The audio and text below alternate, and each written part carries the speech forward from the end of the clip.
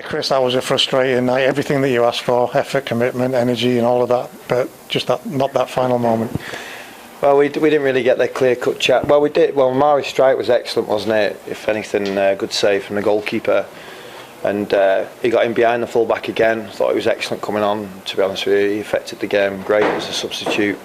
And he got in behind again, but he just made a wrong decision when he took the ball into the 18-yard box, pulled it back and he passed straight to Jay Spearing. But we didn't really work the goalkeeper enough tonight. But we were huffing and puffing without that clear-cut chance, really. Like we said, the effort and the energy was there. Is it frustrating for you as a manager to watch that and to not get that quality in the final third which we needed? Yeah,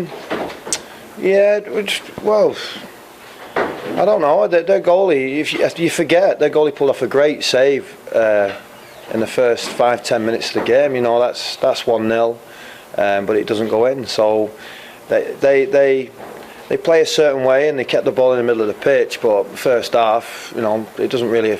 I can't remember Paul having to make a save because of it. It doesn't really matter.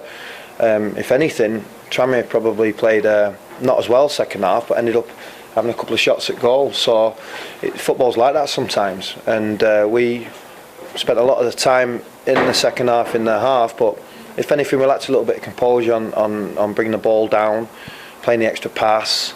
Yeah, we didn't quite work that opportunity to get the clean cut equaliser.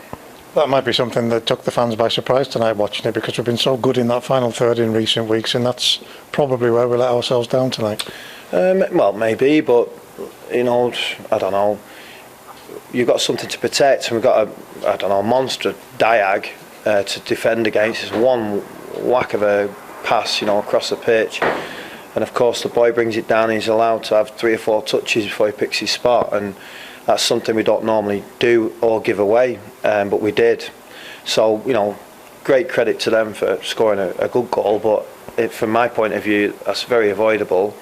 So I wouldn't like to sort of, how can I put it, blame the attacking players. You know, we have something to protect, and at that point we need to just play a few more passes really when we can, regain it and retain the football rather than giving the ball up at that point. And then when we do that and do that well, it allows your attacking players to then run at people and take people on.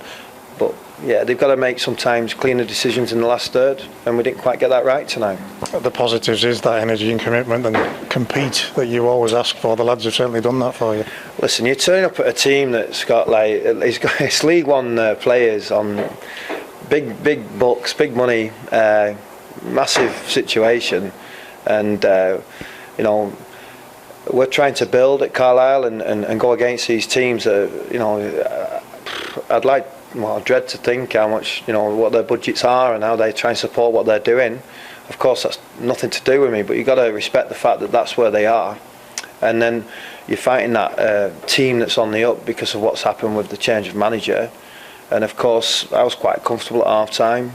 But like I said, second half, they had that dive 2 or 3 times. They had the shot that Paul saved that they thought had gone in, and they had the goal. And other than that, I can't recall them having their clean-cut chance. You don't like getting beat. I've watched these boys walk out the dressing room to go and get showered tonight. They hate getting beat. That's something that you wanted to instill. Oh yeah, that's what sport's about. It's about winning and losing, and sometimes you have to win. You win well. We won well Saturday, and sometimes, you know, you've been beat. Do you accept getting beat? No. Absolutely not. Has it happened? Yes.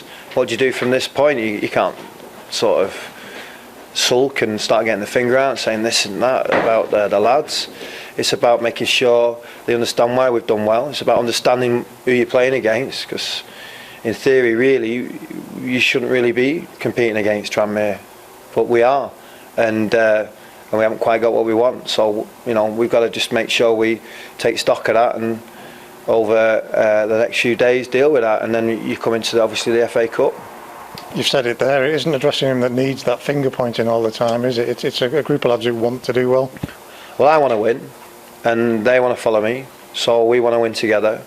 Of course I want to win tonight, you know, just because it's another opportunity that's in front of us, another away game. You know, we had 2 back-to-back away games with a lot of miles in between that. It's just the way the fixtures fall, and we have to deal with that. And we didn't win, so yeah, we commend the efforts. Quality needs to be a little bit better.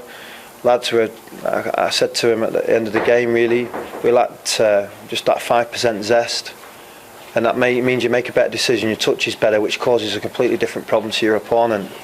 And if everybody's 5% down on it, your team's 55% down on it. And it felt a little bit like that to me, just watching that from the side.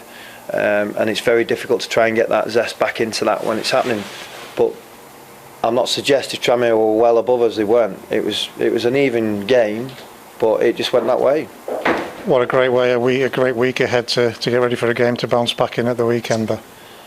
Well, yeah, any game. It's Doncaster, anybody's. You know, if it's Aston Villa and the Papa John's, it doesn't matter. You know, yeah, it's an unbelievable opponent who are highly skilled and do very well in their league. So it's going to be a great test and challenge to our players to try and get in round 3 of the FA Cup. No Rod tonight again. Have you had a diagnosis on him? He's got a scan. He's had a scan.